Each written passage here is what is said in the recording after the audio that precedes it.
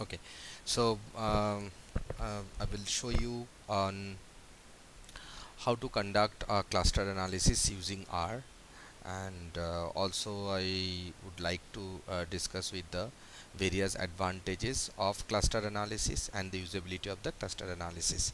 And to be very specific, I'll be using K-means cluster for the reference. Cluster analysis, as we all know, it is a class of techniques used to classify cases into groups that are relatively homogeneous within themselves and heterogeneous between each other.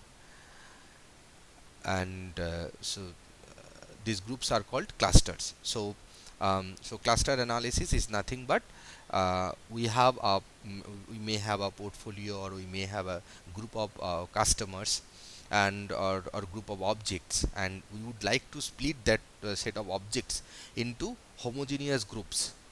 Okay, and and cluster analysis will help us to split the groups into homogeneous groups in a very efficient way. So that is the use of cluster analysis.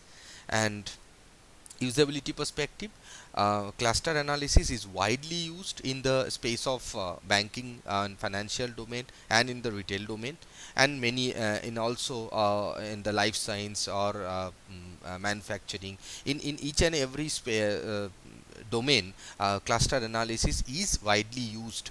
Okay. Market segmentation is one of the important use where actually cluster analysis is primarily used. Segment a market means dividing its potential consumers into separate subsets, where consumers in the same group are similar with respect to a given set of characteristics.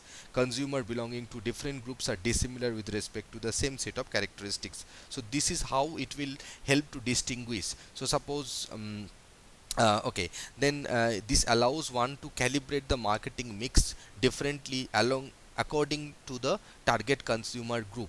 So this actually helps you. Suppose we have uh, let's say three variables. Let's say age, let's say income, and mm, the expenditure. So based on these three variables, 10 customers or 100 customers are actually behaving differently with respect to a particular product, for example product preference.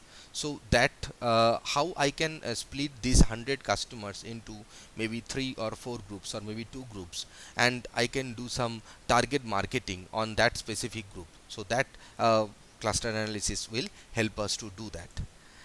Other uses of cluster analysis: product characteristics and the identification of new product opportunities.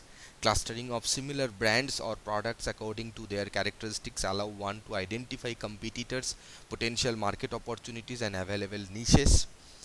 Um, Also, sometimes from the data management perspective, cluster analysis is used. For example, I have to impute the missing values using main, for example, and I simply cannot uh, um, use the standard for a specific variable.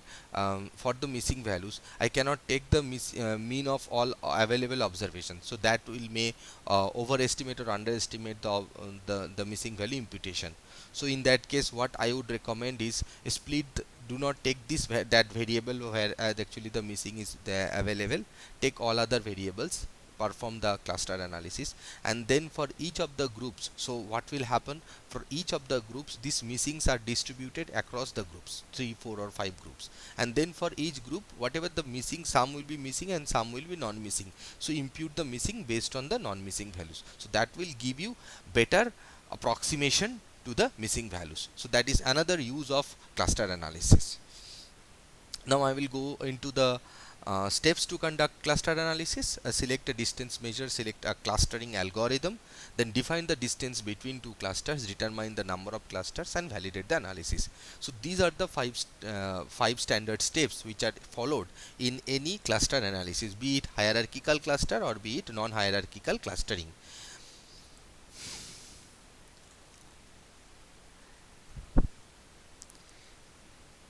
Distance measure for individual observations, people can take so distance measure for individual observations means, actually, suppose one particular data set has 5 attributes, then distance is and 5 attributes and let's say 100 observations, okay, then distance will be computed for the two observations based on each attribute. So income of the first observation and income of the second observations,